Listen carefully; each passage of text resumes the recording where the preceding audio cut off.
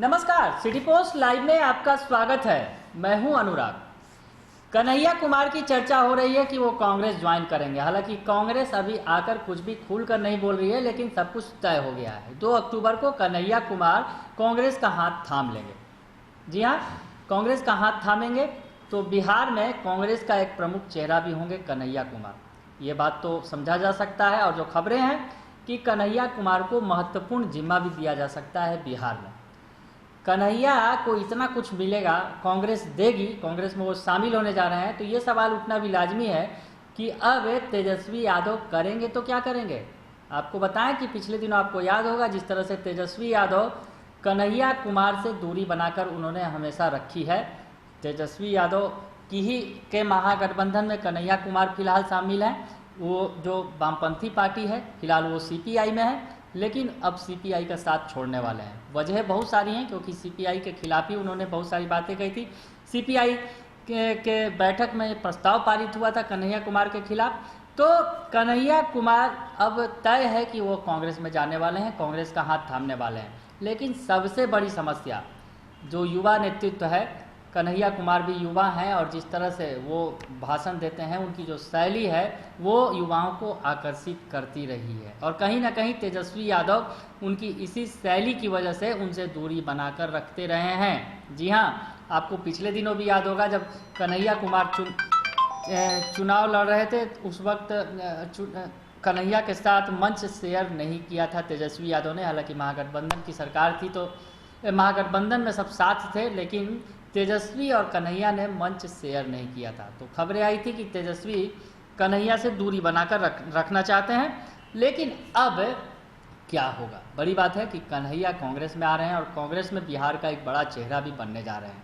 कांग्रेस वो तमाम दांव खेल रही है कि बिहार में अपनी पार्टी को मजबूत कर सके। बिहार में पार्टी का फिर से पूरा पुनर्गठन होना है, क्योंकि अब जो अध्यक्ष हैं फिलहाल में डॉक्टर मदन मोहन झा, उनका कार्यकाल समाप्त होने जा रहा है और कांग्रेस पूरा बदलाव करने जा रही है। खाका खींचा भी गया था, लेकिन उस पर विरोध हो गया था, अंतर विरोध हुआ था पार्टी के अंदर, तो कांग्रेस ने उस लिस्ट को रोक दिया था।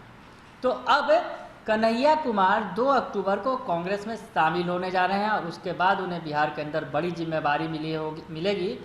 तो फिर तेजस्वी यादव क्या करेंगे, क्योंकि तेजस्वी यादव का कांग्रेस के साथ महागठबंधन है। तो तेजस्वी यादव को कांग्रेस के साथ चलना है तो कन्हैया को लेकर ही चलना होगा। कन्हैया कुमार के बारे में तो आप जानते ही हैं कि जेएनयू में जब देश विरोधी नारे लगे थे उसमें कन्हैया कुमार का नाम सामने आया था और उसके बाद वो पूरे देश में, या बल्कि यूँ कहें कि और देश से बाहर के कई देशों में भी वो चर्चित हो गए थे, खासा चर्चित थे। कन्हैया कुमार का नाम हर किसी के जुबान पर था और बीजेपी से उनकी सीधी सीधी अदावत हो गई थी। और कन्हैया उसके बाद से बिहार के अंदर एक बड़ा युवा चेहरा के तौर पर आए थे और उन्होंने वामपंथी दल ज्वाइन किया था और वामपंथी दल के वो शुरू से ही सदस्य रहे थे, युवा विंग के। तो उसके बाद बिहार में उन्होंने हाथ भी आजमाया था, चुनाव लड़ा था बेगूसराय से। बेगूसराय लोकसभा क्षेत्र से उन्होंने गिरिराज सिंह को चुनौती दी थी, लेकिन गिरिराज सिंह के सामने वो बहुत बड़ी चुनौती पेश नहीं कर सके। हालांकि ये चुनाव ने सुर्खियां बटोरी थी, देश विदेशों में सुर्खियां बटोरी थी। इस सीट से जो चुनाव हुआ था लोकसभा का, इस पर काफ़ी कुछ कवरेज किया गया था और कन्हैया, माना जा रहा था कि कन्हैया बड़ी टक्कर देंगे गिरिराज सिंह को, लेकिन गिरिराज सिंह ने 4 लाख से ज़्यादा वोटों से कन्हैया को हरा दिया था। उसके बाद शायद पार्टी के अंदर कन्हैया का कद कम हो गया था। उसके बाद से लगातार अपनी पार्टी के अंदर, यानी वामपंथी पार्टी जो है सीपीआई, उसके अंदर कन्हैया हाशिए पर चले जा रहे थे और अब वो कांग्रेस में एंट्री मारकर अपनी वापसी करने वाले हैं, सियासत को मजबूत करने वाले हैं। तो अब तेजस्वी यादव से उनका सीधा सीधा सामना होगा, या यूँ कहें कि तेजस्वी के साथ कदम से कदम मिलाकर चलना होगा। ये आपको बताएं, तेजस्वी यादव के बारे में अगर बताएं कि कन्हैया कुमार से उन्होंने हमेशा दूरी बनाकर रखी। कन्हैया कुमार को उन्होंने कभी पसंद नहीं किया, जब भी मौका मिला तेजस्वी ने अपनी दूरी बनाए रखी। इसका सबसे सटीक उदाहरण आपको बताएं कि बेगूसराय के लोकसभा चुनाव में आरजेडी और सीपीआई का लोकसभा चुनाव में गठबंधन था। पहले से सीपीआई ने कन्हैया कुमार को बेगूसराय लोकसभा का चुनाव लड़ने का निर्णय लिया था। वह बेगूसराय में लगातार दौरा भी कर रहे थे, लेकिन तेजस्वी ने जो बेगूसराय की सीट कन्हैया के लिए नहीं छोड़ी थी और यहाँ पर आरजेडी उम्मीदवार जो हैं तनवीर हसन को उतारा था और शायद इसलिए ये नतीजे जो है काफ़ी कुछ बयां कर गए और गिरिराज सिंह अकेले ही बाजी मार ले गए थे। तनवीर हसन को उतारने के बाद जो ये मुकाबला त्रिकोणीय हो गया और उसके बाद कन्हैया कुमार को बीजेपी के फायरब्रांड नेता गिरिराज सिंह ने 4,22,000 वोटों के भारी अंतर से हरा दिया था। तो सबसे बड़ा उदाहरण कि तेजस्वी किसी भी कीमत पर नहीं चाहते थे कन्हैया को आगे बढ़ते देखना। कन्हैया कुमार की राह में उन्होंने रोड़े भी अटका दिए, आरजेडी उम्मीदवार को उतार दिया था, जबकि इन दोनों पार्टियों का गठबंधन था, लेकिन ये ऐसी सीट थी जहां त्रिकोणीय मुकाबला था। तो अब कहीं ना कहीं अब कांग्रेस पार्टी ज्वाइन करने वाले हैं कन्हैया और कांग्रेस उन्हें बड़ी जिम्मेवारी देगी राहुल गांधी, तो फिर तेजस्वी क्या करेंगे? बड़ा सवाल तो खड़े होंगे ही।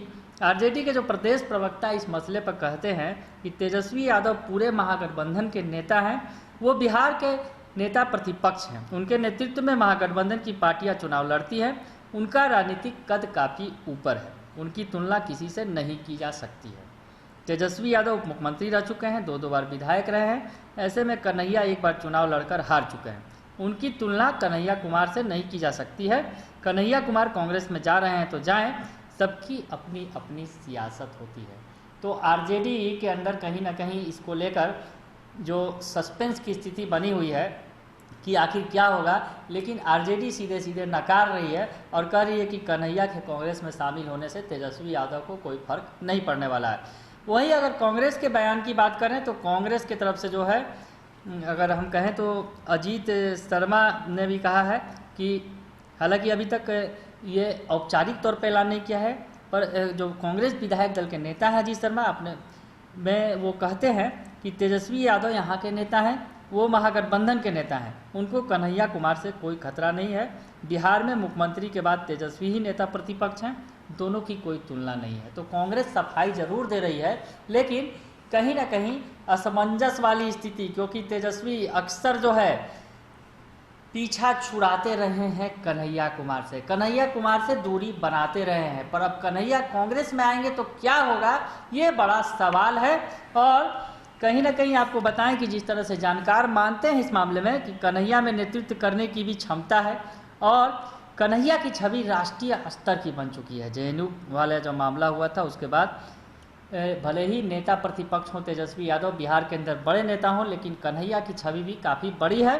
जैसा कि जानकार मानते हैं, उनका कहना है तेजस्वी और कन्हैया की अलग अलग राजनीति है, राजनीति में बैकग्राउंड का खासा महत्व है। ऐसे में तेजस्वी यादव से मजबूत बैकग्राउंड किसी के पास नहीं है, ये माना जा सकता है, लेकिन तेजस्वी को लालू यादव की विरासत के रूप में आरजेडी मिली है, लेकिन कन्हैया के पास जेएनयू के छात्र नेता के रूप में पहचान है और कन्हैया युवाओं के आइकॉन भी हैं। युवाओं में एक बड़ा क्रेज है कन्हैया कुमार का, और बिहार में जिस तरह से युवा नेता के तौर पर तेजस्वी यादव का क्रेज है, तो माना जा सकता है कि दोनों के अंदर कहीं ना कहीं टकराव की स्थिति बनेगी, क्योंकि कन्हैया कांग्रेस में जा रहे हैं और अब तेजस्वी यादव क्या करेंगे, ये बड़ा सवाल है। तो छोड़े जाते हैं इस सवाल के साथ, अभी कुछ दिन इंतजार कर लीजिए, क्योंकि 2 अक्टूबर को कन्हैया कांग्रेस का हाथ थामेंगे। उसके बाद बिहार की सियासत में क्या कुछ बदलाव होगा, महागठबंधन के अंदर क्या कुछ होगा, ये देखने वाली बात होगी। बने रहिए सिटी पोस्ट लाइव के साथ, तमाम खबरों से आपको अपडेट रखेंगे। फिलहाल के लिए इतना ही, धन्यवाद।